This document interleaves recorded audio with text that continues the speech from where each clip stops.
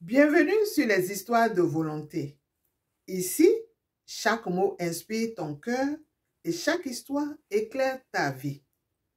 Écoutons ensemble ce message sur les foyers brisés. Et à la fin, chacun donnera son avis. Écoutons ensemble. Quand un foyer se brise, est-ce vraiment un échec ou pourrait-ce être le plan de Dieu?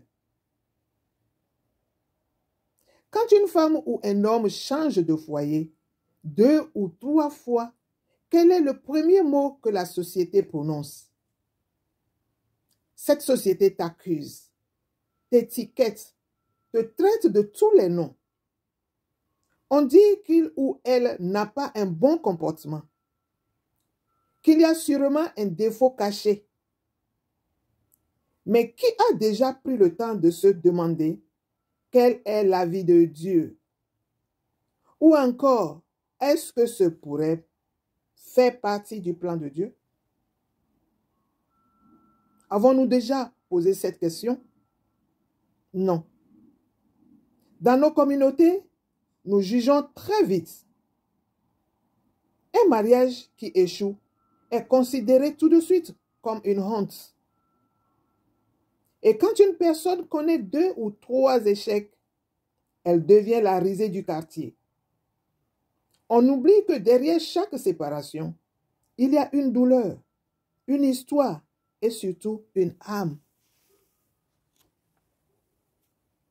Oui, il peut exister des comportements mauvais qui détruisent un foyer. Mais ce n'est pas toujours le cas. Comprenons-le. Il est vrai qu'il y a des personnes qui ne respectent pas l'institution du mariage, qui n'étaient pas prêtes à s'engager ou portent elles-mêmes la cause de leur échec répété. Cela existe. Il ne faut pas l'ignorer. Cela existe vraiment. Mais attention, avons-nous les yeux spirituels pour discerner le vrai du faux? Sommes-nous à la place de Dieu pour savoir ce qu'il y a réellement dans le cœur et dans la vie de cette personne? La vérité, c'est que nous n'avons aucune preuve, aucune vision parfaite. Nous ne voyons que ce qui est à l'extérieur. Beaucoup d'hommes et de femmes restent dans des foyers où leur vie est en danger, uniquement pour éviter les critiques et d'autres choses encore. Ils supportent les humiliations, la violence, les larmes en silence, parce qu'ils ont peur qu'on les traite de divorcés, d'instables ou d'incapables. Certains, malheureusement, perdent leur santé, leur dignité et même leur vie juste pour sauver les apparences.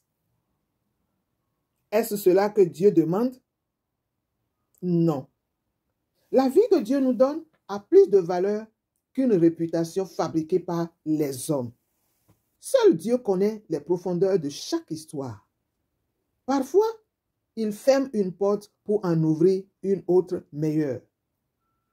Parfois, il nous éloigne de quelqu'un pour nous protéger, même si nous ne comprenons pas tout de suite. La Bible le dit en Jérémie 29, 11, « Car je connais les projets que j'ai formés sur vous, dit l'Éternel, projets de paix et non de malheur, afin de vous donner un avenir et une espérance. » Et encore, dans Romains 8, 28, « Toutes choses concourent au bien de ceux qui aiment Dieu. » Alors, qui sommes-nous pour condamner ce que Dieu est peut-être en train de construire? À toi qui as déjà peut-être changé de foyer 1, 2 ou 3 fois, n'écoute pas les voix qui t'accusent. Ce ne sont que des voix humaines. Ta vraie valeur ne vient pas de ce que les gens disent, mais de ce que Dieu pense de toi. Garde ton cœur pur, confie-lui tes pas et laisse-le écrire ton histoire. Avant de juger, souvenons-nous de ceci. nous n'avons pas les yeux spirituels pour voir le plan de Dieu.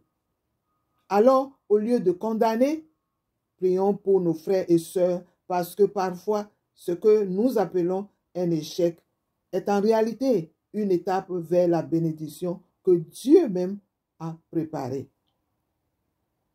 Et souvenons-nous toujours, il vaut mieux un foyer quitté qu'une vie perdue. Enfin, ce que les hommes appellent échec, Dieu peut l'appeler chemin vers la bénédiction.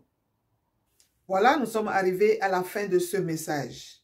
N'oublie pas de me laisser en commentaire ton avis à toi. Merci d'avoir suivi les histoires de volonté et n'oublie pas, ici, chaque mot inspire ton cœur et chaque histoire éclaire ta vie. Abonne-toi, like et partage autour de toi. Sur ce, je vous dis au revoir et à la prochaine. Bye.